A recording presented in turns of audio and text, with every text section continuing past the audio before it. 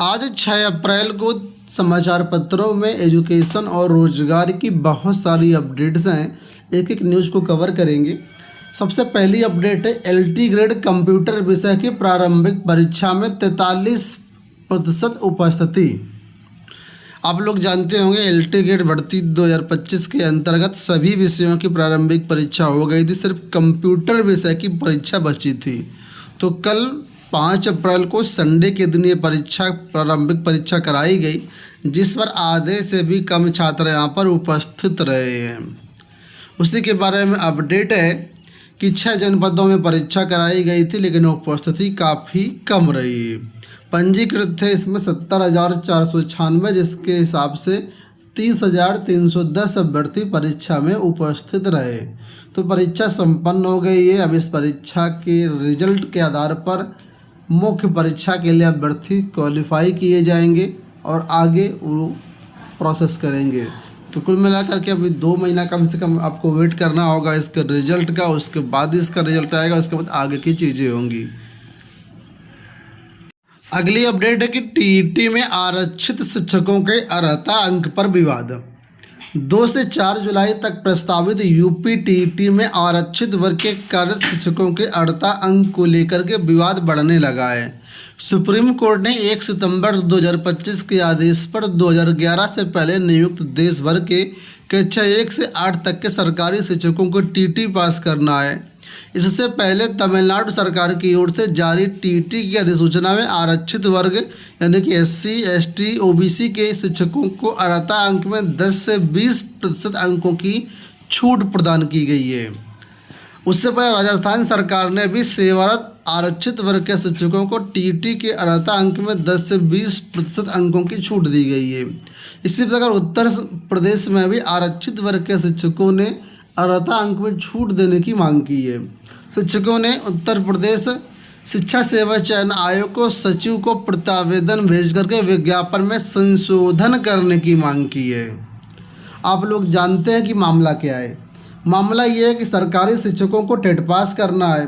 अब उत्तर प्रदेश में और बाकी सभी जगहों पर जो नॉर्मल छात्र होते हैं, फ्रेश छात्र होते हैं, जो विद्यार्थी होते हैं, उनके लिए 90 नंबर क्वालिफाइंग मार्क होता है। लेकिन जो रिजर्व कैटेगरी के छात्र हैं, एससी, एसटी, ओबीसी, उनके लिए 5% की छूट है, यानी कि 82 अंक पर उनको पास किया जाता है। लेकिन यहाँ पर जो सेवारत शिक्षक हैं, जो सरकारी शिक्षक हैं, वो 10 से 20% छूट देने की मांग कर रहे हैं। अब क्यों मांग कर रहे हैं? उनका कहना ये है कि हम फ्रेश छात्रों का मुकाबला नहीं कर सकते हैं, ठीक है।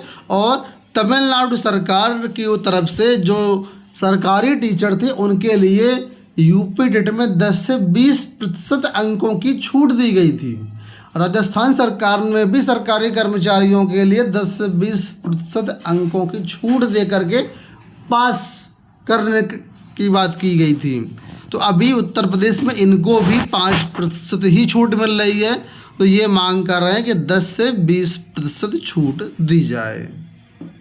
अब आप लोग कमेंट बॉक्स से बताना क्या ये मांग जायज़ है, क्या ऐसा किया जाना चाहिए, कमेंट बॉक्स में बताना। आरओ का परिणाम घोषित, 419 अभ्यर्थी सफल। उत्तर प्रदेश लोक सेवा आयोग ने समीक्षा अधिकारी, सहायक समीक्षा अधिकारी भर्ती 2023 का परिणाम जारी कर दिया है। 419 अभ्यर्थी सफल घोषित किए गए हैं।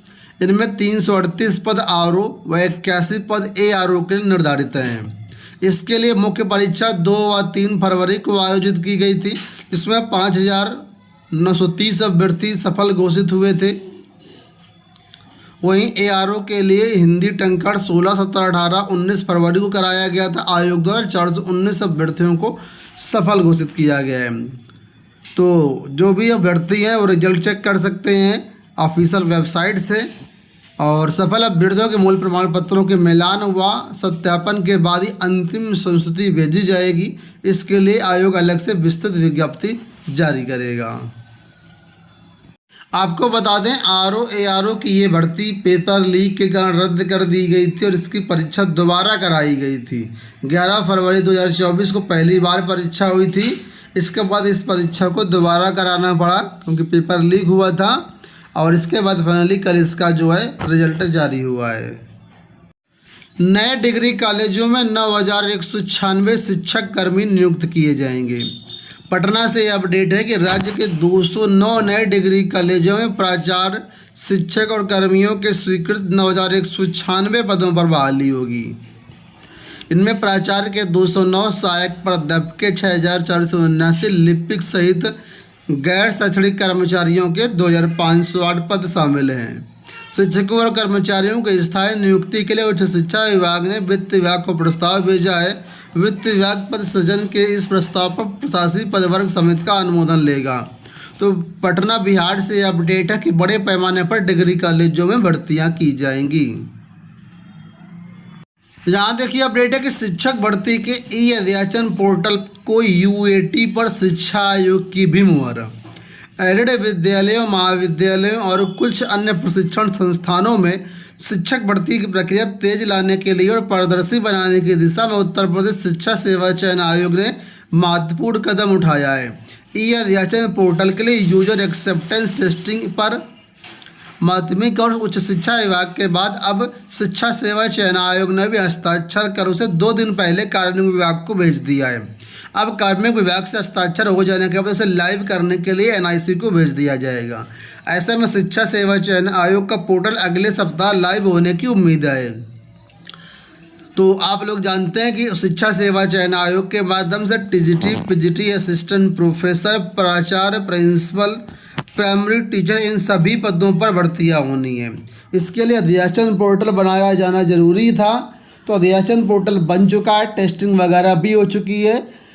निदेशालय के साथ साथ अब शिक्षा आयोग ने भी अपनी मुहर लगा दी है। अब 2 काम बचे हुए हैं देखा जाए तो। पहला ये कि अभी कार्मिक विभाग इस पर साइन करेगा और प्रस्ताव जो है फाइनल जो है एनआईसी को भेज देगा। एनआईसी जो है पोर्टल को लाइव कर देगा। इसके बाद अध्याचन लिए जाएंगे। अगले सप्ताह पोर्टल लाइव होने की उम्मीद है। तो अगर पोर्टल लाइव हो जाता तो टीजीटी, पीजीटी, प्रिंसिपल के मिलाकर के लगभग 24,000 पदों पर भर्तियों का अध्याचन शिक्षा सेवा चयन आयोग जाएगा और इन पदों पर भर्तियां निकलेंगी। अंत में यहाँ पर देखिए अपडेट है कि अगले विधानसभा चुनाव के बाद ही चुनी जाएगी गाँवों की सरकार। प्रदेश में निर्धारित समय पर नई पंचायतों का गठन संभव नहीं है। त्रिस्तरीय पंचायत चुनाव अगले साल होने वाले विधानसभा चुनाव के बाद ही हो सकेंगी। उच्च पदस्थ सूत्र भी इसकी पुष्टि कर रहे हैं। सत्ता पक्ष और विपक्ष दोनों का फोकस 2027 में होने वाले विधानसभा चुनाव पर है। कोई भी पार्टी स्थानीय चुनाव में उलझना नहीं चाह रही है। साथ ही पिछड़ा वर्ग आयोग के गठन और आरक्षण की प्रक्रिया भी अधूरी है। तो कुल मिलाकर के जो पंचायत चुनाव हो रहे हैं इसको लेकर के एक बड़ी अपडेट है कि 26 मई को पंचायतों का कार्यकाल समाप्त हो जाएगा। नई की तैयारी अभी अधूरी है। राजनीतिक पार्टियां भी पंचायत चुनाव में उलझना नहीं चाहती हैं और चाहते हैं कि अगले साल जो विधानसभा चुनाव हो उसके बाद ही ये चुनाव कराए जाएं। तो एक बड़ी अपडेट है कि इस साल पंचायत चुनाव टाले जा सकते हैं। ठीक है दोस्तों, ये हो गई आज की सारी अपडेट। इस वीडियो में इतना ही। धन्यवाद।